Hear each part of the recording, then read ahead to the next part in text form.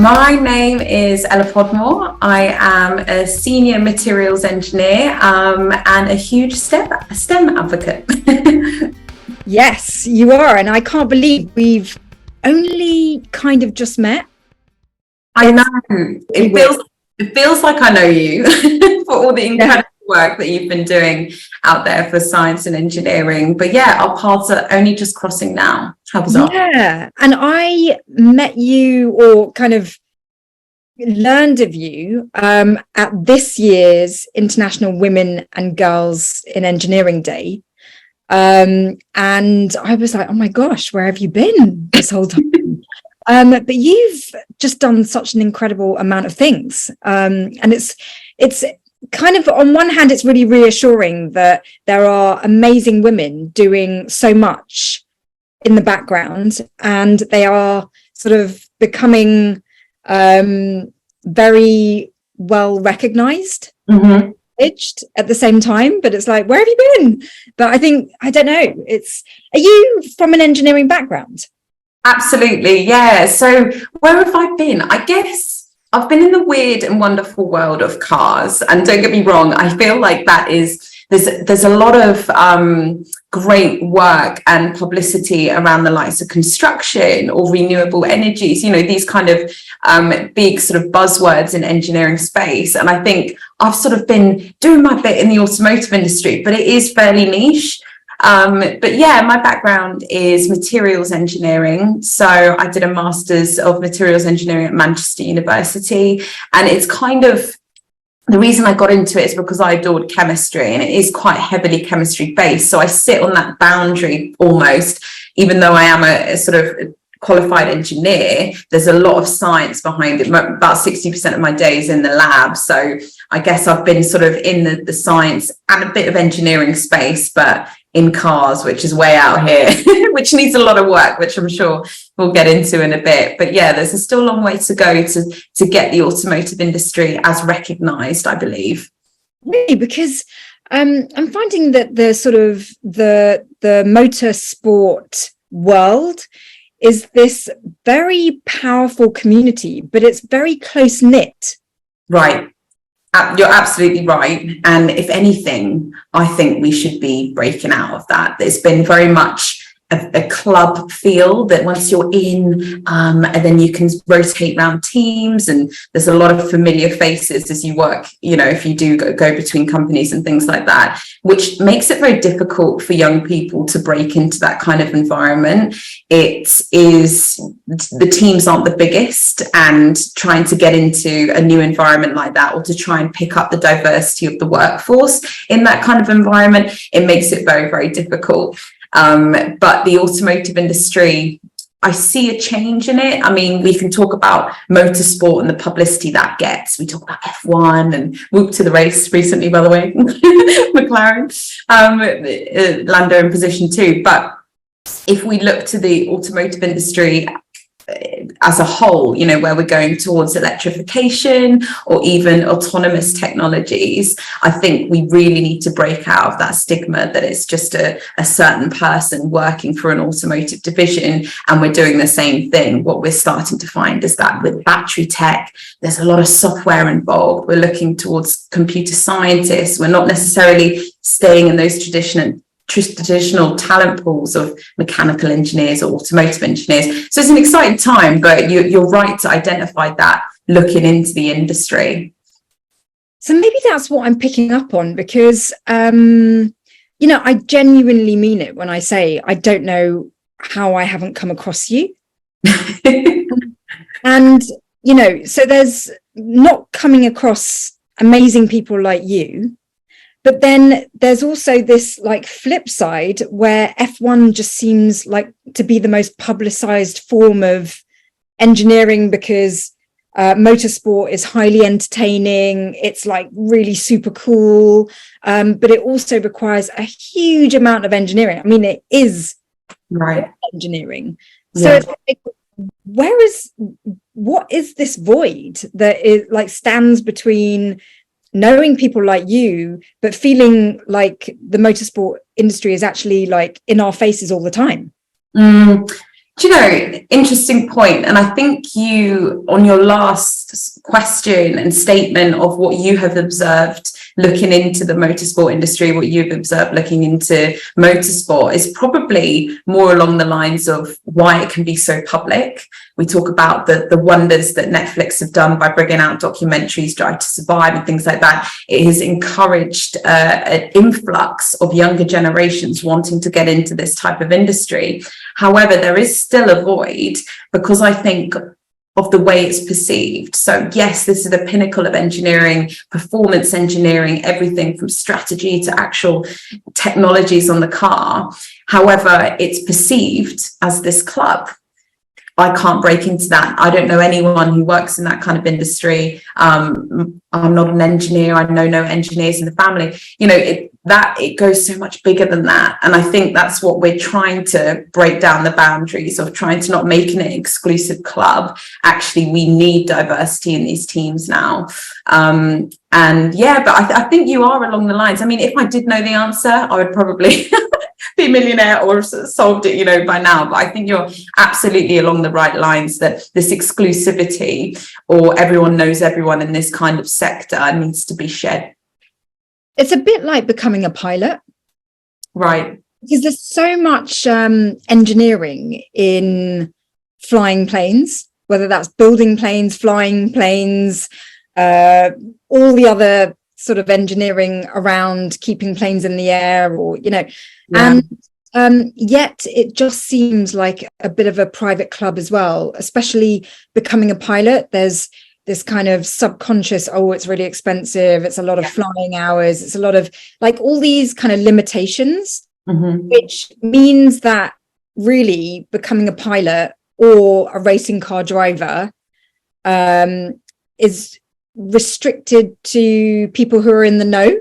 Yes, exactly. Yeah, it is fascinating, but I guess it's kind of why this work is so important, right? Which is why we've got to broadcast all the different variety of roles that we have in these sectors. You know, some people may be off put, similar in a pilot sense, that, oh, I don't, you know, have good hand-eye coordination or something like that. Engineering wise, oh, I'm not good at maths, I can't go into Formula One, or I can't go into motorsport. And we kind of need to shed that persona, because there are so many incredible individuals, both in the aerospace pilot side of things, but then also in cars, that, you know, we need legal teams, we need people who are love to code and things like that. It's not specifically these traditional talent pools that have been dictating these industries for so long. But yeah, it is fascinating when you get into the specifics of it and start to unpick like why people are put off with these stereotypes, and that's why we got to shed them. I mean, in terms of your own journey, it just seems like everything, no matter which part of the motorsport industry you go into, it just seems massively competitive. How did you get into it? So I'm thrilled that you asked this question, because it's probably not the answer most people would expect. And I love to talk about it because I want to show that there is no set way to get into anything, right? And I'm sure that you know, have come across a similar thing along your journey. So I work specifically with the supercars, even though we're all under one roof. There are elements of technology that are translated between the Formula One division and the supercars. And I talk about these vehicles or sports cars that you see on the road, right? Music videos, these kind of elaborate colored cars. And we translate the technology from the Formula One team into the likes of cars people can own. And my journey started, I knew I wanted to be a materials engineer. Very, very fortunate that I understood what an engineer did at a young age. And I was like, yeah, sign me up. I wanted to combine my love for chemistry and problem solving down this kind of avenue. And so I went on to study that at university. And cars are something that I enjoyed watching. I did watch a few of the Grand Prix, and I idolized Jenson Button, Lewis Hamilton when I was growing up. You know, I was passionate for the sport, but I never saw myself working in that space. And again, probably exactly what you're describing, if I'm not diehard McLaren fan or diehard Mercedes fan, then there's no way I'm going to get into this industry. However, I had the opportunity to take an industrial placement year, which I'm sure loads of students listening would be familiar with, where you can get anything from 6 to 12 months. out of your degree, apprenticeship, and you can spend that working in a company. And I had a poster of a McLaren P1 on my bedroom wall. So that very exotic, one of the first hybrid supercars, probably 9 years ago. And I had it on my wall because I wanted to own it, loved it, watched it on Top Gear with my dad. It was something, it just an item that it was like motivational factor.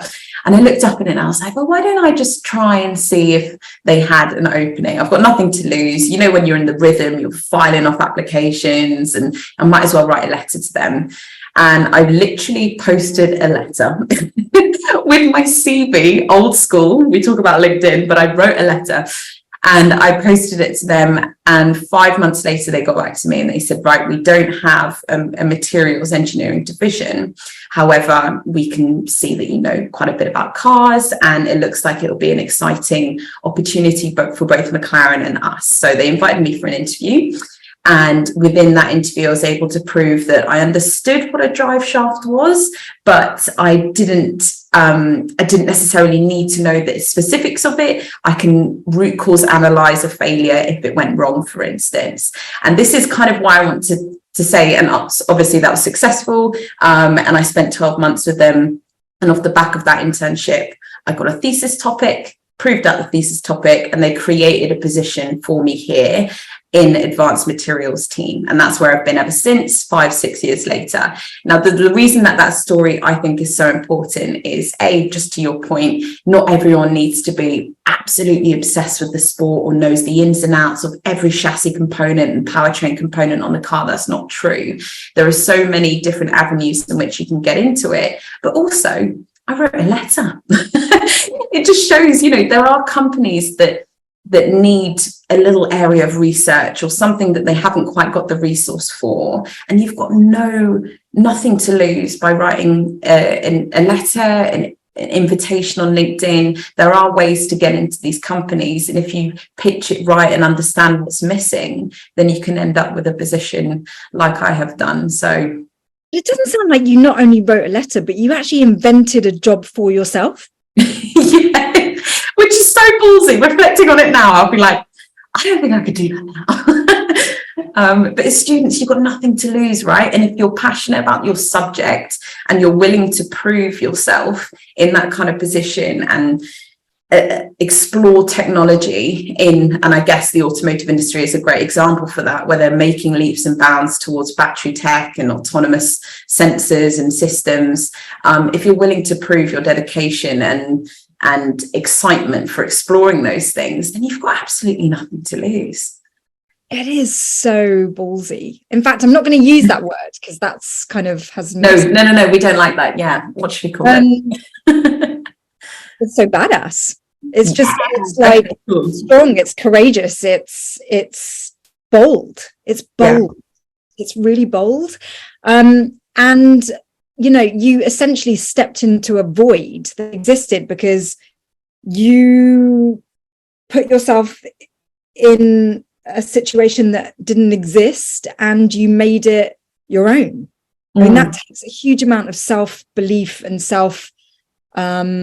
determination and confidence. I've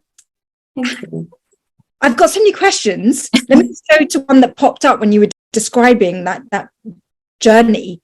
How did you know that you wanted to be an engineer? Because that's not, I think we're still at a stage where people don't actually know what engineers do.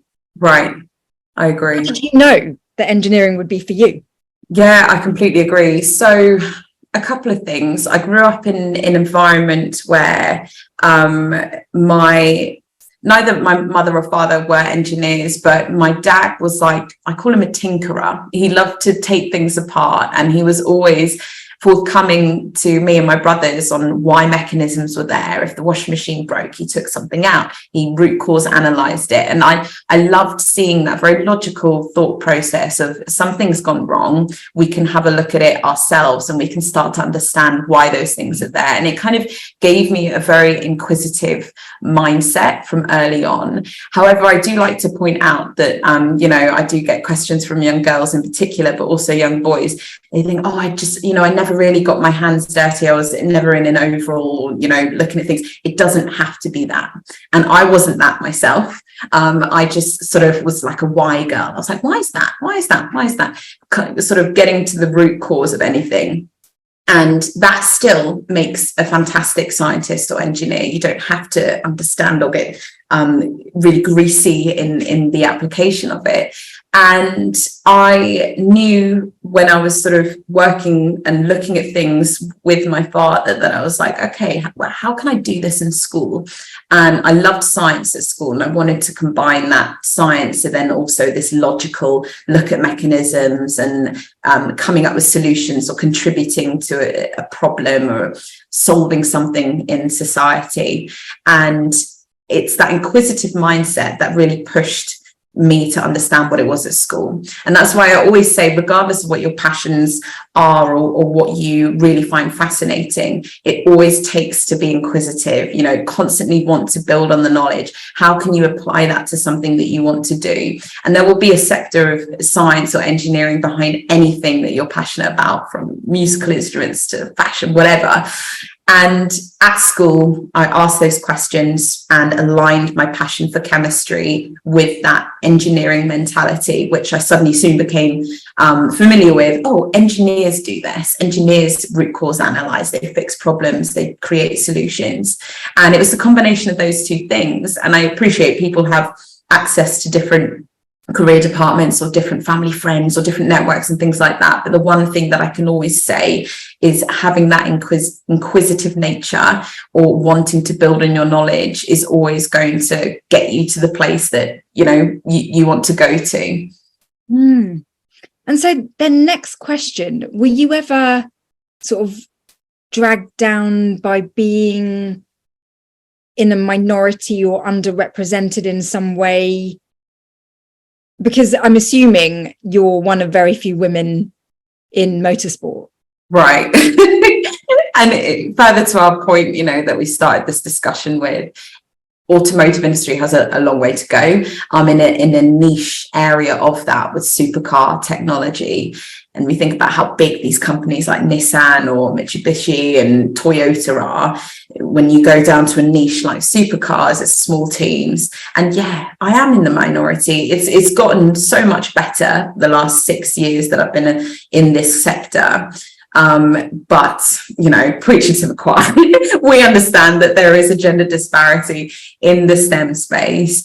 I think it was accentuated by the fact that, yes, I'm in the automotive industry, but also when I first joined a company like this, and you're sort of very, very few women, always the only women in the room, and being that young graduate in a position that I created, suddenly you're having to change business as usual protocol. People who have been doing they're doing their job for 10 years, right? And you're coming in, you're saying, actually, I think we should switch to this titanium. Suddenly there was like who's this girl? And why is she suddenly funny about what alloy grade we use, for instance?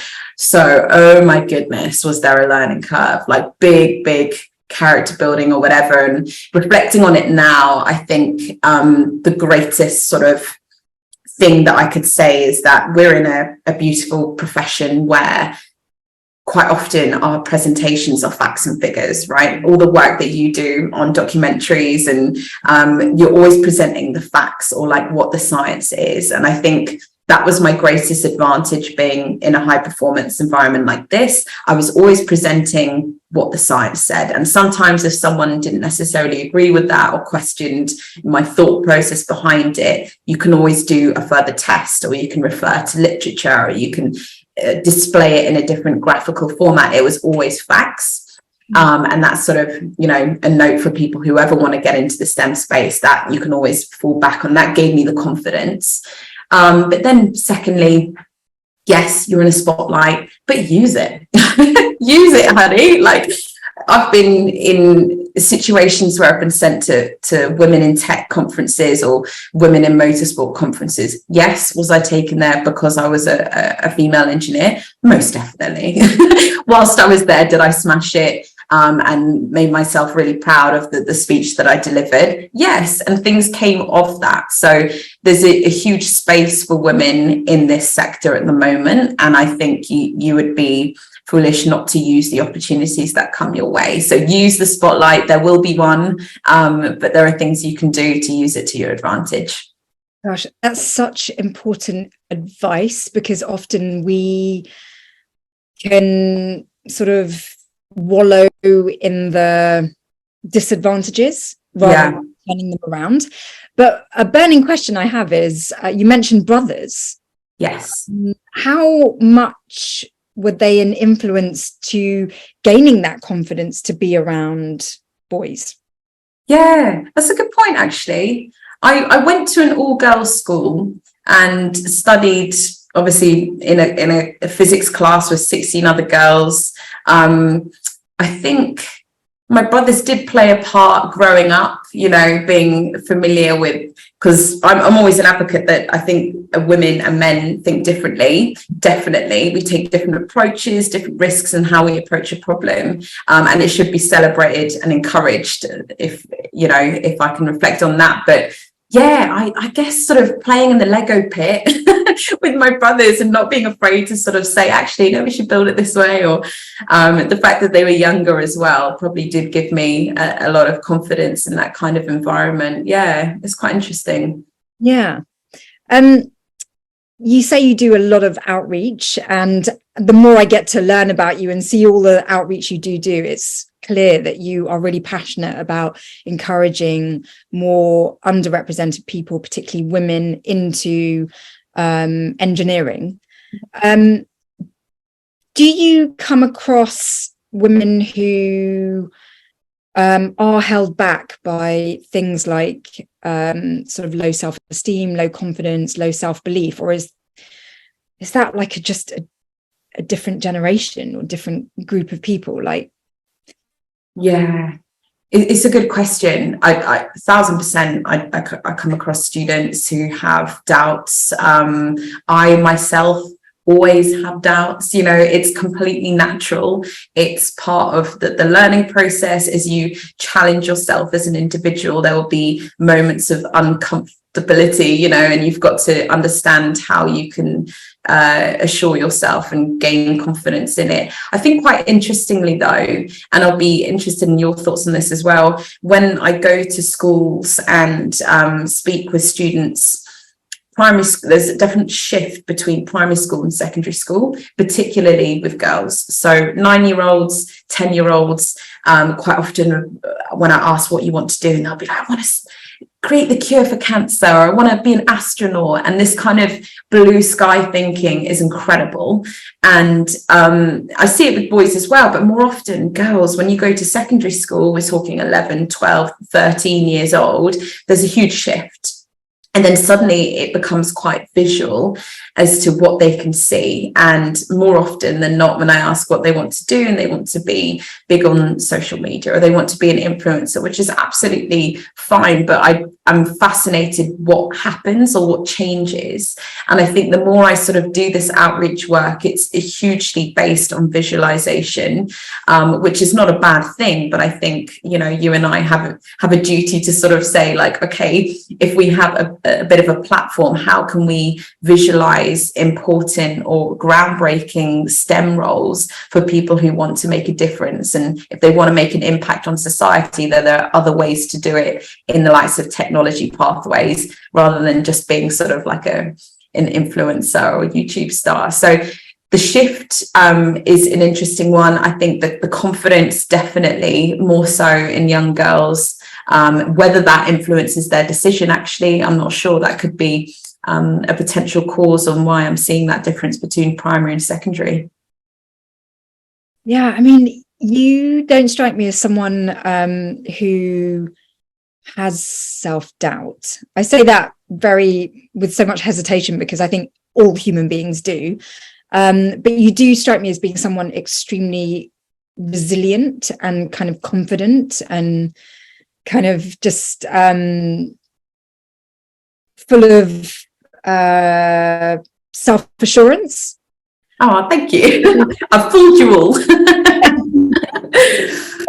that your secret kind of sauce? Because I'm just trying to imagine people in the audience who are just very bashful and don't have that sort of real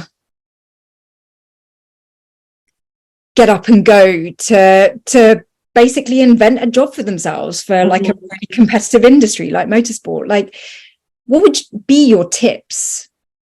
Yeah. Oh gosh, it's such an important topic. I think when I first joined, honestly, I talk about that character building phase, or starting to understand who you are as an individual and then trying to place yourself in a work environment, is so tough. It's so tough. And I just want people who are listening to this to understand that everyone has this, literally everyone. The best thing that you can do is start to understand yourself. So start to pick up on the signs, maybe on a bit of burnout, or when you're feeling uncomfortable, when you're talking in a meeting, what are the things that are off-putting you from putting your hand up or making a comment and things like this. But confidence-wise, I definitely had to align myself in that early phase with that science ethos that I was talking to you about, right? So when I got questioned, and my confidence got rattled when I had to make a big decision based on this new position, people were listening to me and they said, right, why would you do that? Why would you change that alloy? Or why would you spend X number of thousands of pounds in testing when we've never done it before? And that to me was my confidence rattler. I was like, oh my gosh, I don't feel good enough. And the way that I overcame that was by just getting my head down in my subject, which I loved. And it helps, of course, when you find that sector of science or whatever that you're so passionate about. Why am I having to do this? So I would often visualize things in a different way. A lot of my work is microscopic, and when I'd show people a microstructure of a material, they'll be like, this is pointless, we've never checked this before, and then I'd explain why we were doing it, always prove out the science. And once I knew that I got that right, and there were instances where I had to refer to an external consultant, or maybe in the race team, they have researchers there, I would look for a second opinion, because sometimes that validation gives you that confidence, right?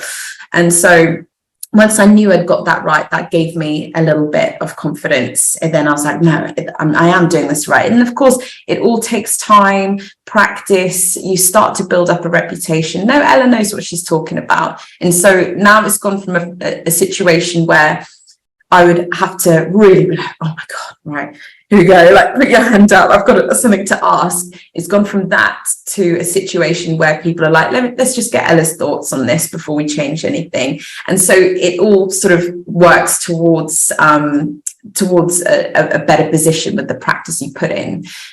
Specifically on public speaking and things like that, I have talked about doing the outreach work. I have got a huge amount of confidence talking to students. When you sort of know, I know this sounds weird, but when you sort of know, like, you are probably the technical expert in the room. when we're talking to like a classroom of 8-year-olds and you're talking to them about atoms or chemistry or whatever, you're like, I've probably got this. No one's really going to floor me with a crazy question here.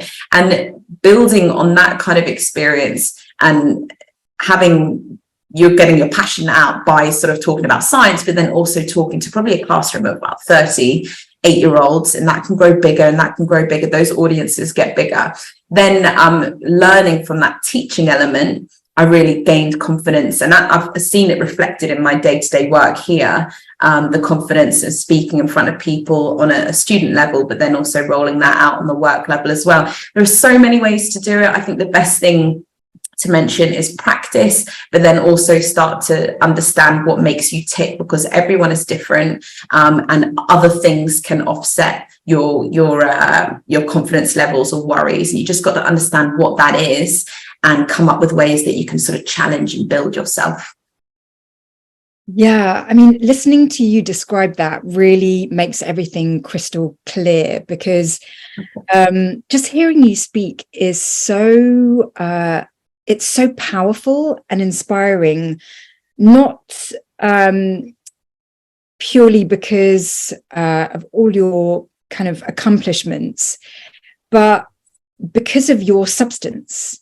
Because I think we are living in a world where, especially with social media and things like that, everything can be reduced to a two-dimensional image. Right. Yeah. You have that going for you, like really nice to look at and everything, but what makes you so powerful is actually your substance, and your confidence, I think, stems from that. It's like, I can really feel that you know your stuff. Oh, thank you. But I must say, because the question I do get, I am not a hugely smart person, and I want to make that clear. Like, I love my subjects. I love being a materials engineer. I love that. But I wouldn't say it comes naturally to me. And I want people, girls and boys, or even people in the industry who are having those thoughts of, God, have I chosen the right subject? I haven't got to where I am because I'm hugely intelligent. I've just had gone through a few things in my career pathway that has made me start to understand what makes me tick as an individual. But then also, I think you discussed it earlier, resilience, and that fear of failure is something that I had to come across from leaving school, when you're in an environment where you've got to pass, you've got to get good grades, you've got to get this, you've got to get that. And you start to understand, build up resilience, thick skin of when you suddenly leave school, and then you're like, oh my gosh, that test failed, or a test that I'm running here failed, spent thousands of pounds and decided to go and chase this material. It's all come crashing down. That fear of failure is quite crippling. And we need to build up students and aspiring engineers to think failure is a great thing. The minute I stepped foot in this place, they said, fail fast, learn quicker. Failure is a part of science, is a part of engineering culture, and understanding that was a big thing for me as well. But it does not take a smart cookie. It's just resilience and passion and drive for your subject. Yeah, I love the fact that you're talking about failure. And I think that might be one of the reasons why engineering isn't as popular as, say, something like finance, which also needs maths, because with something like finance, it's almost like instant gratification, that you're making money, it's almost a given that an industry like that, you get the rewards quickly. Yes. Whereas with something like engineering, it's problem solving, and the problem part of it just feels so like, oh, I don't want to deal with problems. I just want to be succeeding and making money, and all the engineers I know, and this is why it's so inspiring speaking with you, have such a good relationship with failure. Like, it's not seen as a mistake, it's seen as an opportunity to grow and learn and evolve. Mm-hmm. And with that mentality comes this huge amount of empowerment, because you're not like tripping up on your failures. Mm-hmm. You're actually using them as stepping stones. Yeah, more empowered than that.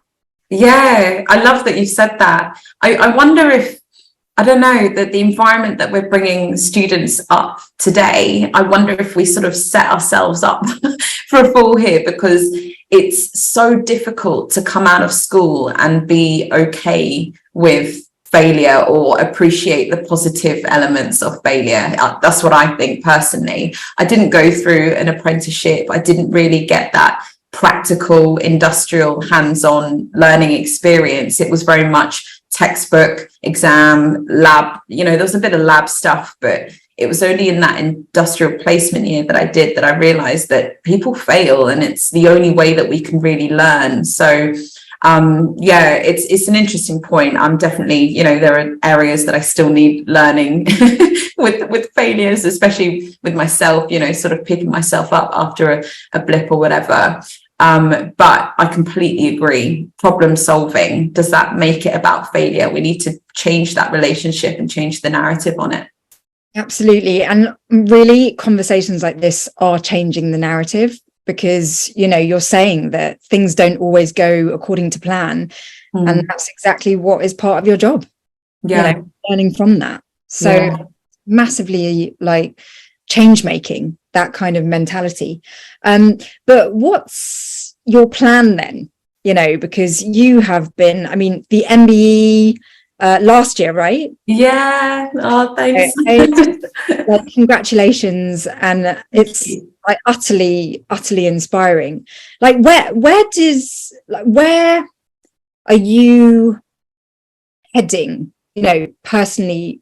Because as a woman in what tends to be a very predominantly male industry, like, it can be difficult to sort of plan your future without this influence of like not wanting to be left behind to do all the things that could do. Yeah, it's such a good question. And, you know, people don't actually ask me that. It's so, I'm so glad you've discussed it, because I have found, now that I've thoroughly enjoyed myself as like a junior engineer, now a senior engineer, I've found there's actually quite a lot of pressure to make a decision, especially in the environment that I am in, to sort of make a step to a managerial position, or to cross over. When you're in sort of a corporate environment, it's like, okay, so you're technical, or you can move over to a managerial position. And I don't know whether that's because I love communicating with people. I would say I'm quite a people's person, but then suddenly it's like, oh, you've got to lead teams and stuff. And I was like, no, I love the techie stuff. This is, you know, what I live and breathe. And so where I see myself going, definitely to remain technical. I would love to sort of get to a stage where we're really pushing R&D for material science at McLaren. At the moment, I'm sort of not firefighting, but obviously having created a new division, there's suddenly a lot of work that to sort of keep the performance levels as they should be. Going forward, I'd really love to sort of push what we're doing with, you know, conductive composites or battery technology, all of that stuff. I'd love that, and immerse myself in that kind of R&D element. But also that STEM outreach that we've discussed for so long today, that is a huge part of what I love to do in the engineering space. And I really would like to focus quite a lot of energy into parents and the parents relationship side of things. So I've done a lot of work directly with students, directly with teachers, and obviously seeing that firsthand, or taking a car, which helps, by the way. If you can bring a car along, suddenly it's like a bit of a Y factor. You're like, yeah, okay, do engineering. But having that discussion with parents, I think, is going to be my next thing. And I'd love to sort of, I don't know how I'm going to do it yet, but that parent child relationship, I think, has a big part to play with the kind of society stereotypes that are discussed at home. You can change someone's opinion, and a teacher can have a massive influence with a young girl or boy, but if they go home and their parents are very much, oh no, you don't want to do that, you know, so and so does that and he wears an overall all day, those kind of comments can be hugely influential. And so I'd love to sort of work my next chapter on STEM outreach, on that kind of relationship, but who knows what that looks like. What about sort of like this whole concept of having it all for you personally? Because, you know, not only do we need to have an impact on the educational system and how that sort of encourages more diversity into industry, but what about industry itself? Like, because you're embedded in industry, what changes would you like to see so that as a woman in engineering, you feel that you can have a career where you do have it all, not just career-wise, but also personally? Yeah, that's $1 million question, right? I mean, I think, again, reflecting on the automotive industry, because that's where I am today, the pandemic has been quite positive, if you can say that. You know, it's had a positive impact on the way that a company like this behaves, but then also other quite traditional manufacturing companies have across the UK.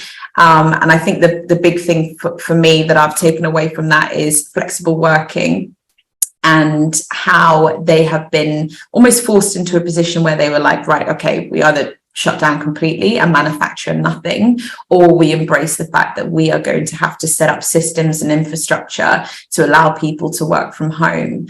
And once that was done, as a way of coping with the pandemic, we suddenly realized actually this means that we can employ people who do have constraints where they need to be at home for X number of days a week, but also we can employ people with different skill sets from complete different countries and different nationalities and allow them to work on our products as well. And that to me has been amazing. You know, I've worked with people in different time zones who interpret our product completely differently. And when you are in a manufacturing position and you're shipping units to different regions, it's so important to understand how that culture interacts with that product, or how they work together as a unit. It's so fascinating, and I think that's been a positive step forward. I think there is a lot of work to be done in job descriptions and how we apply and attract talent to companies. That's something that I've noticed. We don't necessarily need to fulfill specific educational backgrounds, I guess. You know, if I were to apply to a job here and they specified you need 3 years, a 3-year bachelor's, in mechanical engineering, for instance, I'd be like, oh gosh, no, that's not me. I don't satisfy that. But actually, all they're looking for is a particular type of skill set from that, logical thought process, problem solving, things like that. And that could just be myself as a material scientist, but then also someone who's been through an apprenticeship scheme. They don't need to specify that kind of degree or educational background. And I think that's quite an old mentality associated with automotive, but then also in the manufacturing space. So those little things I would love to see change, and that can help from bringing women into the space, but then also attracting people from all sorts of different backgrounds. Yeah, I mean, there seems to be more and more different ways into engineering. Mm-hmm. So for you personally, do you reckon your career path will allow you to satisfy all ambitions as an individual? Because, you know, there is this there has been, maybe it's outdated now, but a school of thought that, you know, certain industries just don't allow a woman to sort of like have everything she wants. So you kind of have to choose at some point. But are you in a place where you won't have to make sacrifices or choices? You can have it all? Yeah, that's a really good question.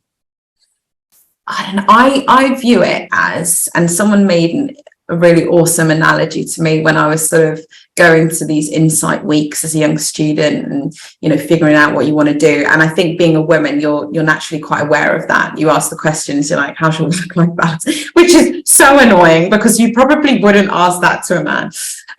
But you sort of say that. And this lady who I spoke to, part of McKinsey consultancy, she was saying, I see it that I have a series of balls that I'm juggling at the moment.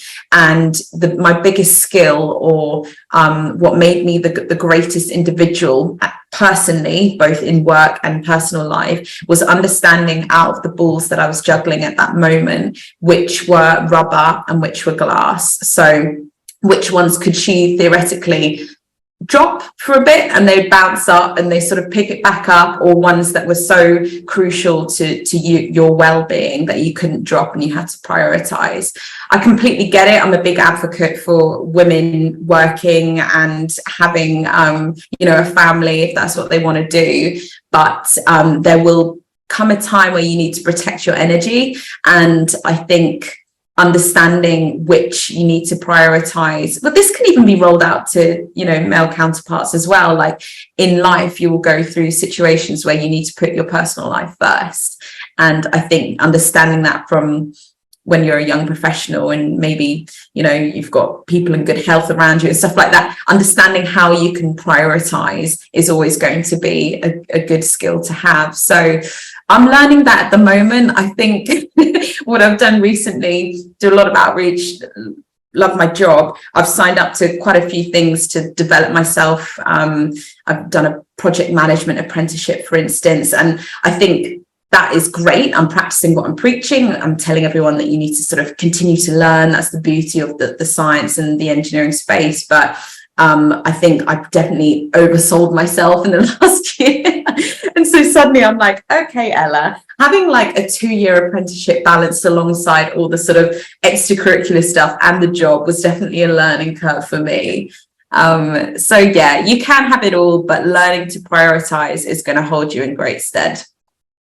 But you know what? I think we've come full circle, because from the moment we started having this conversation, I'm really getting a strong sense from you that this is very much about a personal journey through STEM, you know, and you're doing masses to affect a lot of people and an industry. You know, you're having this huge impact there, but you're only having this massively effective impact in the industry because you are always taking care of your journey through this, making sure that you're feeling confident, that you're giving your best, that you're developing your expertise, and that you're giving, like, even in terms of outreach, like your best.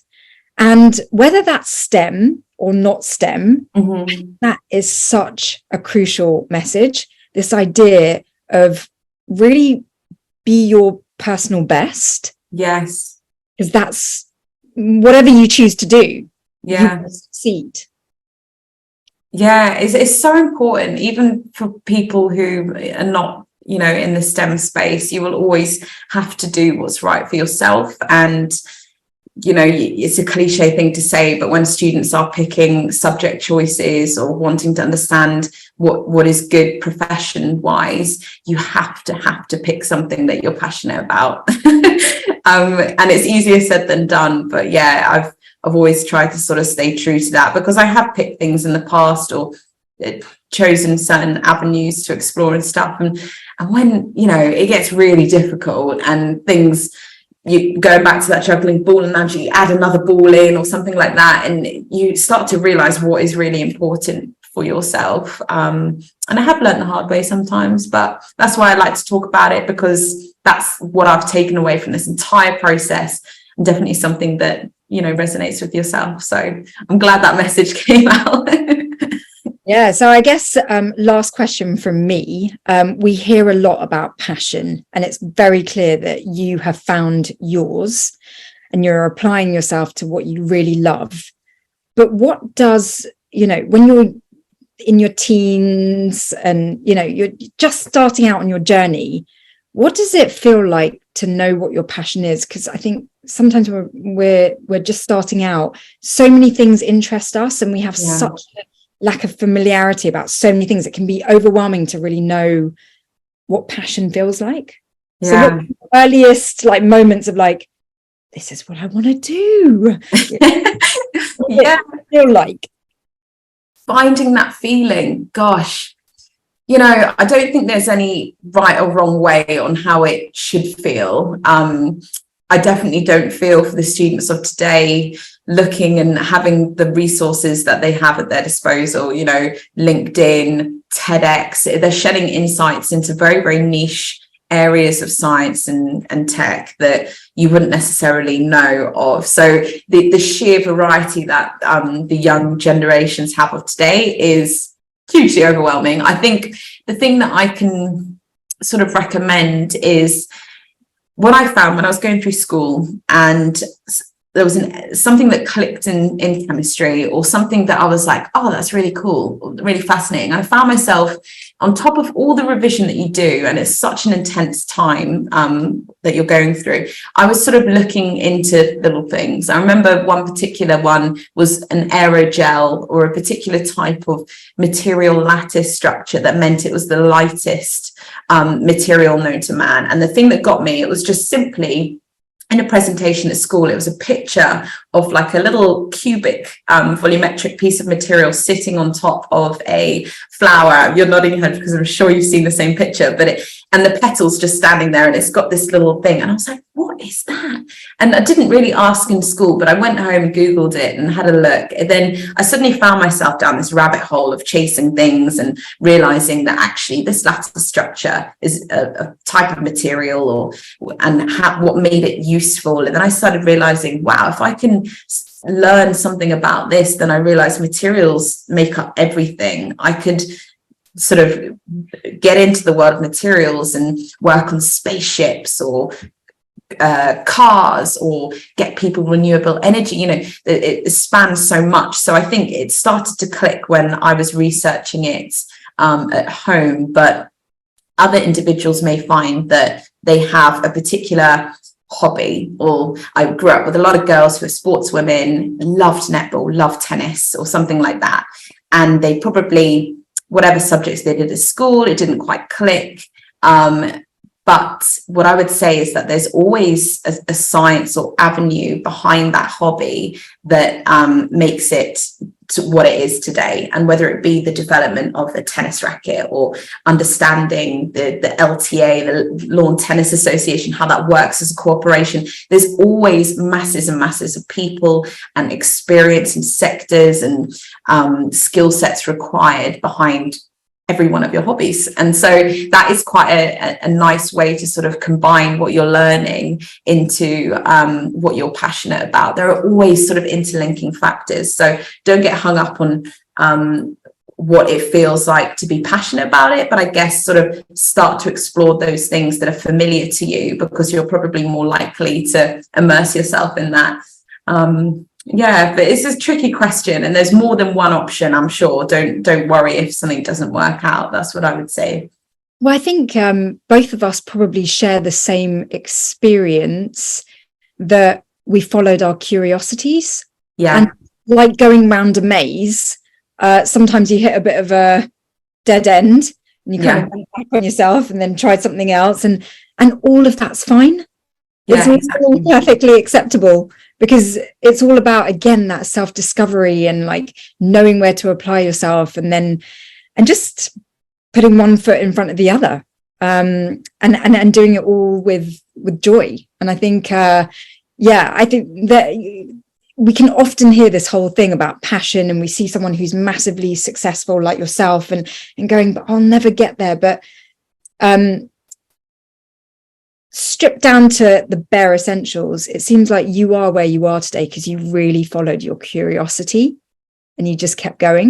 And I think that is where that is where we'll leave this conversation, and where I think the biggest take-home message is that, you know, you are someone who has just really followed their heart, their curiosity, the intrigue you talked about, and it's led you to doing what you are doing today. And it's just like amazing, massively. Oh, thank you. That means so much. It means so much. I've had such an awesome conversation today. Some really interesting, important topics that are not talked about often, bizarrely. I do a lot of these interviews, and I think we've covered some topics that are really going to resonate with people. And yeah, I thank you for having the opportunity to talk about them with.